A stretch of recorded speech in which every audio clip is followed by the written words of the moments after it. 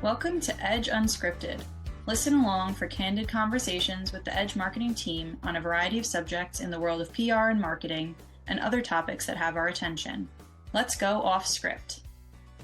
Welcome back to Edge Unscripted. I'm Amy, and today I've got a truly special episode lined up because not only are we diving into the art and science of stories that convert, but also we are having Mary here to be my co-host. So hi, Mary, welcome.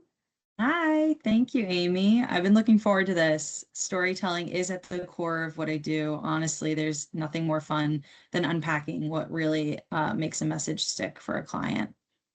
Yeah, absolutely. And we've been writing about it too. We just had Nicole Martin from our team write an article, and it's up on our website, edgemarketinginc.com, and it talks all about storytelling. So yeah, I think we should just get into it and, discuss like why do some stories cut through all the noise and actually inspire people to do something, take action, and then other ones that just kind of fade into the background. You can never remember who gave you that message or whatever else, right?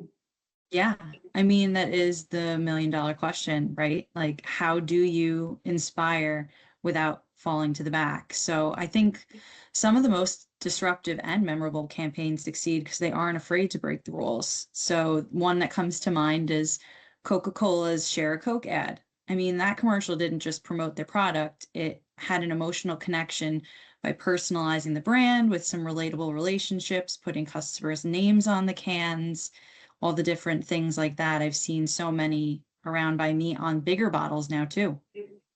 Yeah, and the whole name on the bottle, like you're giving it to a friend, there's meaning to it or a relative or something like that. I know people have gone hunting through many stores just to try and find the name they're looking for, or share a Coke and a smile, the whole smiling, just the whole emotional side of things. So yeah, I just remember seeing that ad and I felt like, it was like an invitation to join a community and not just buy a product. So it was very memorable, a bit touching, and it became pretty much, in my mind, like a landmark moment in advertising. Yeah, I completely agree. I also, if you think about a campaign that made clients or customers the hero, I mean, Dove's Real Beauty campaign, that really tugs at the heartstrings every time I see it.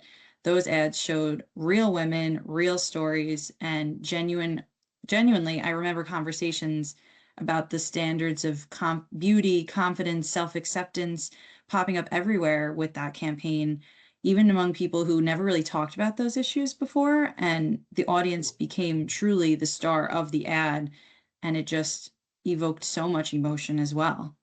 Yeah, very empowering, right? Yeah. It's okay. Not everybody's the same. You don't have to be perfect. And yeah, it wasn't just selling soap. They were basically sparking a movement. I mean, that ripple effect where the stories get picked up and shared and people, stand by it. It's just, it's kind of what we're all after, really. Yeah. I mean, every time I saw that ad pop up, I've never clicked away, turned it off, always watched it fully through because it really brought you in and you felt the emotion that they were trying to evoke from that ad. So they did it perfectly. I can't think of anything better to say than it was a perfect campaign. Yeah, I agree. And then there's, the power of humor, in storytelling, like, thinking about, there's a lot of commercials that made me laugh, but where's the beef? That's probably a while ago, but that one was just kind of funny. This little grandma, like, where's the beef? And it was for Wendy's. And then, of course they had, I think they're kind of poking at a bigger national food chain, because their meat patties were so small. So anyways, but that was successful. Another one is Old Spice. The man your man can smell like. I mean, it's, nobody wants to be smelly, right? So yeah, it's kind of, it's entertaining, a little bit goofy, a little over the top in terms of humor, and then it becomes a household name. And so those commercials just kind of make you smile whenever you start thinking about them. And so it's smart because they have continued that humor and that trend over the years. Oh yeah. exactly. I mean, it's a perfect example, not being afraid to be too weird or anything like that, trusting that the audience will love it. Um, it honestly reminds me of something we did with one of our own clients recently. We encourage them to ditch the safe website copy in favor of like bold storytelling approach. And we built out a series of client victory narratives and a dash of light humor. By the end of the campaign, I mean, their bounce rate dropped, time on the site increased, the site performance just improved overall, honestly, which is every marketer's dream, only wanting positive results. Yeah. All right. So, just kind of breaking it down why these examples work. And by the way, that particular client, I think they saw the stats that we heard and recorded were at least a 30% increase of all of their stats across the board. So it did make a difference to be a little bit more bold and stand out in the industry. So, when we break down why these examples work, first, we're making the audience the hero, identifying a problem or an aspiration and focusing on what the client wants or what the client cares about. And then next is like, they are not afraid to disrupt the status quo, whether that's, unexpected humor or a bold message, a bold look, showing up in unconventional channels or locations. Some of the most memorable sticky videos that we have done have been from unconventional locations. Like, it's a bit impactful and okay, in the legal industry, it's not really for a particular company brand, but a personal brand. There is a person that started doing plain selfies because she was traveling all over all the time. And she just kind of started this whole trend that is still sticking today of plain selfies, where she's sitting in her plane seat and taking a selfie and saying, hey, I'll see you in New York, I'll see you in California or wherever else.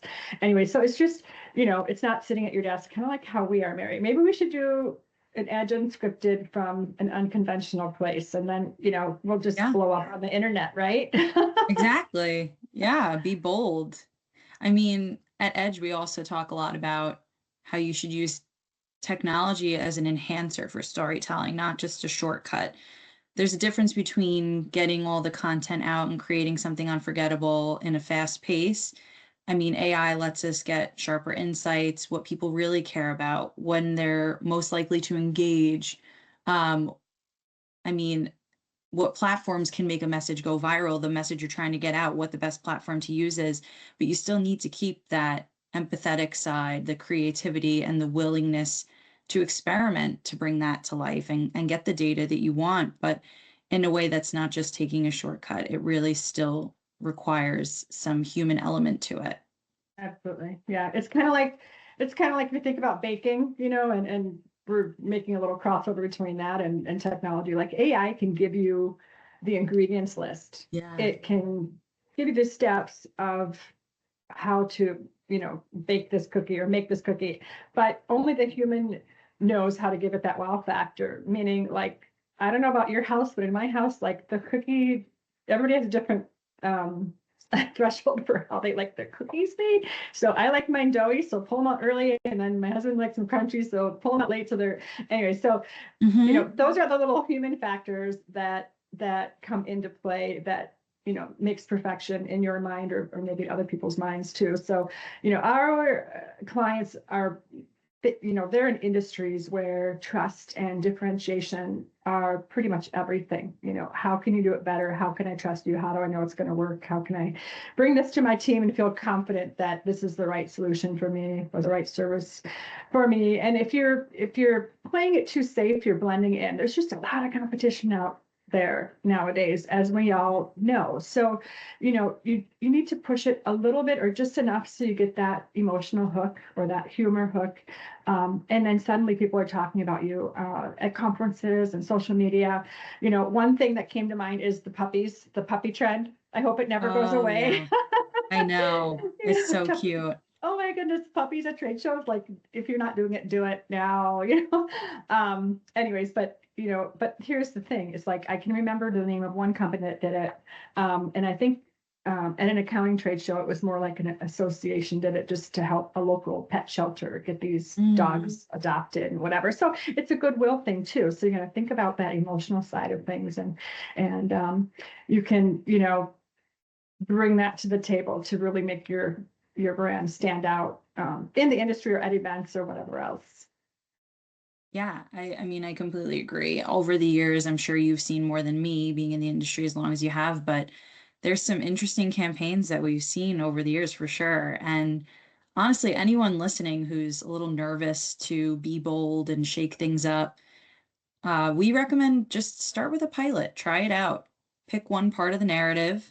Maybe it's a video series or blog series and things like that, and just take the risk. I mean, taking the risk and disrupting your own patterns and seeing what comes back, it at least gives your team a chance to be quirky, real, and just have that bold factor to it. I mean, it's just what could go wrong, you know?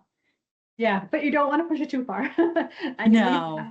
over the years, I've seen some companies that push it too far, and we're in conservative, in my opinion, you know, very serious industries, the legal and accounting and professional services industries. I mean, we're not selling Cheerios, you know, we're selling real solutions to real problems. So there's a fine line in my mind of being quirky and humorous and then, you know, being effective and serious. So it's kind of a little bit of a balancing act, but like what you were saying, like what's the worst that could happen? And maybe you give yourselves a chance to uncover, you know, a new voice and a new touch point that your audience was just, you know, unbeknownst to you, waiting for that moment all along. And if you're not really quite sure where to start, remember that your audience and your employees will often show you, you know, by their reactions, by their engagement. You know, a good idea right there, I just kind of said to myself, was talk to your employees or your team first before sending it out, just to get some additional diverse feedback too. And, you know, just making sure that whatever you're sharing, you're quoting, or you're joking about is going to resonate well with the audience, you know, and use that as your guide, as your North Star to, you know, finding success and finding that memorable moment. Yeah, I agree. So I guess that could really give our listeners a challenge to what is a commercial or a campaign or even an internal communication piece that made you feel something or laugh out loud, but still, like you said, was not over the line of taking it too far. So if you have anything that you want to share with us, I mean, we've shared so many in here that are very well known, but if you have one we didn't name, maybe share it with us on LinkedIn, tag us. Let's keep the conversation going, see what other storytelling there is out there that we didn't mention. Yeah, I love that idea. So, and I think, you know, if you're ready to rethink your own brand story or just want to bounce some bold ideas off of us, reach out. We would love that. And it's to us, I mean, marketing is usually fun. So this is kind of the fun side of our daily job. So it keeps us passionate at Edge. We love helping our clients' brands stand out responsibly, and have them connect with their audiences and grow. And even if it means baking a few wild cookies along the way, I mean, yeah. Well, yeah, thank you for having me, Amy. I'm already looking forward to coming back again. It's just always so fun to chat. I agree. And I think we had some pretty good takeaways here. And, you know, hopefully we inspired you guys to, you know, be bold, make your client the hero, never settle for ordinary storytelling, but don't push it too far. And again, one more little repeat, Nicole's article is live on our website. So if you want to get more granular details on effective storytelling, go read that article at edgemarketinginc.com.